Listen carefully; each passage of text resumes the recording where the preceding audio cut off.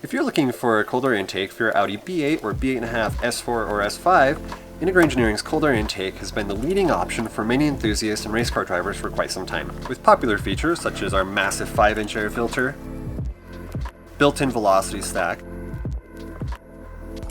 high-quality powder coat, easy install, and reinforced silicone couplers. It's no wonder this has been such a popular intake. Now, as a brand new feature, IE is offering an optional carbon fiber lid that is a direct fit to the cold air intake. It can be installed in a matter of minutes and gives a nice, classy, and clean appearance to any engine bay.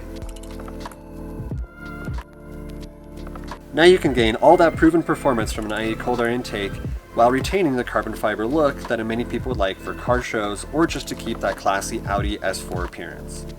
All S4 cold air intakes now have a revision with holes to allow easy installation and alignment of the carbon fiber lids.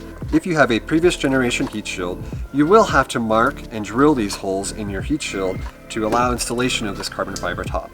This modification is easy and shouldn't take very long at all. To install the carbon fiber heat shield, simply line up the carbon fiber with the holes and install with the supplied bolts and washers for a perfect fit.